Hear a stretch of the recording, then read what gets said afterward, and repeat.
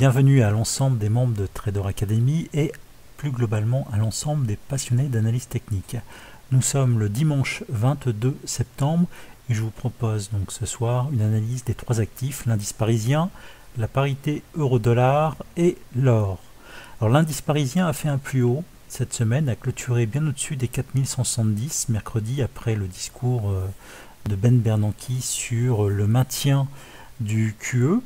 Ce qui signifiait que le mouvement qu'on avait depuis le plus bas ici fin août pouvait être assimilé à un mouvement, une impulsion, donc en 5 temps. Dans cette situation, on a besoin de former la cinquième vague ici, et comme vous pouvez le constater, nous sommes ici à un point de convergence de plusieurs résistances.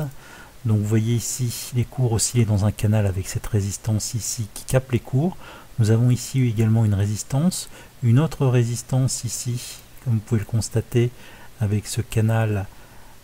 Donc on a enfin une dernière résistance ici un peu plus long terme. Donc les cours devraient somme toute rebondir ici sur le bas du canal pour aller former notre vague 5 en direction de ce point de convergence. Comme vous le savez, à l'issue d'une vague 5, nous aurons un mouvement correctif avec la possibilité d'aller chercher dans un premier temps le bas ici de ce canal, puis le bas de ce canal-ci.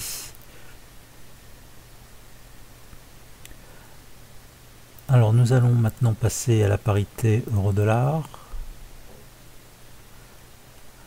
En données weekly tout d'abord. Alors j'ai redessiné ici le triangle, un triangle symétrique qui a été cassé par le haut. Nous sommes venus faire un pullback et donc là nous allons partir en mouvement d'impulsion, donc en 5 temps, 1, 2, 3, 4, 5, avec une vague 3 ici, donc qui pourrait rejoindre cette résistance ici oblique, résistance qui avait pris naissance, comme vous voyez ici, en juillet 2008, avec un deuxième point ici le 30 avril 2011. Et ici, nous devrions terminer par une vague 5, donc un petit peu plus loin dans le temps, puisqu'on voit ici un point dur, puisque nous allons ici terminer non seulement ce mouvement d'impulsion, mais également ici une vague C et un point E. On aura l'occasion d'y revenir.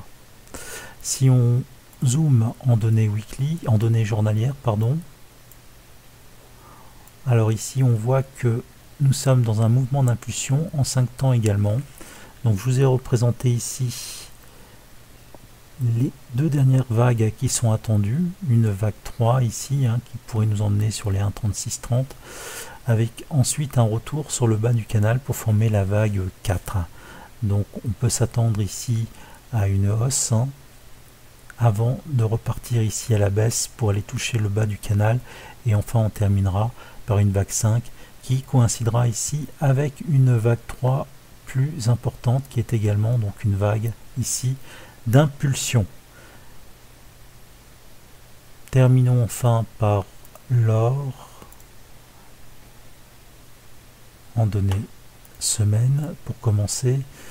Donc je vous indiquais la semaine dernière ce triangle ici sur l'or avec un mouvement en 5 temps, 1, 2, 3, 4, 5, donc un mouvement d'impulsion en 5 vagues. Actuellement nous avons ici terminé la vague 4. Vous voyez que nous avons ici une étoile du soir avec ici donc un renversement pour former ici la vague 5. Donc nous devrions voir les cours peut-être légèrement remonter avant de repartir à la baisse.